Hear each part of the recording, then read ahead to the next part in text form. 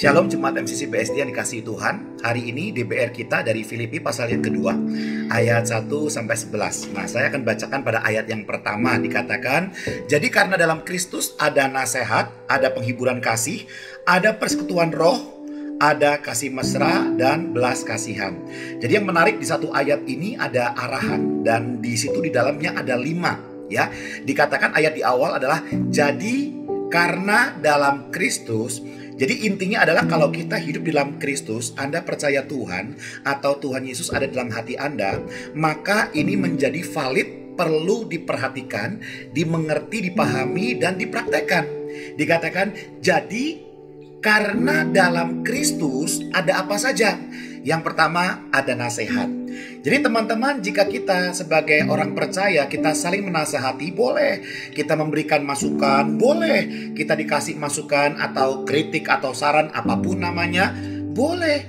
Karena inilah yang perlu terjadi di dalam Kristus, ada itu saling menasehati. Jadi teman-teman, jika Anda melihat saudara Anda, teman Anda, rekan kerja Anda perlu dinasehati, silakan berikan nasihat dengan cara yang tepat. Kemudian Anda juga perlu bisa menerima nasihat. Itu yang pertama. Yang kedua, penghiburan kasih. Ada comfort dari love, ada penghiburan. Jadi yang satu susah, lemah, Anda bisa hiburkan. Jangan malah dilemahkan, atau jangan terus justru dipojokkan, tapi dihibur dalam kasih, bahwa segala sesuatunya bersama dengan Tuhan akan ada jalan keluar. Yang ketiga, ada fellowship atau persekutuan roh. Sudahkah teman-teman bersekutu di dalam roh? Apakah Anda masih terlibat di dalam home, dalam kelompok kecil, dalam pertemuan-pertemuan ibadah? Jadi mari kita dorong diri kita dan sesama kita untuk terus rajin bersekutu di dalam Kristus, ya, di dalam Roh Kudus. Dan yang keempat ada kasih mesra. Berarti ada hubungan yang penuh dengan kasih Kristus.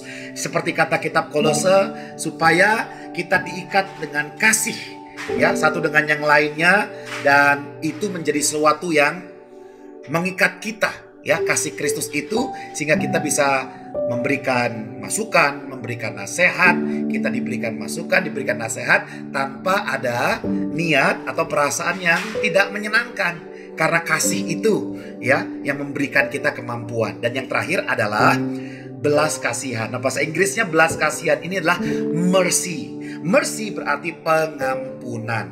Berarti seperti Yesus mati di kayu salib mengampuni dosa kita, kita perlu juga hidup di dalam pengampunan. Kita mau mengampuni orang yang bersalah kepada kita, ya, supaya hari ini DBR kita menjadi berkat buat kita semuanya.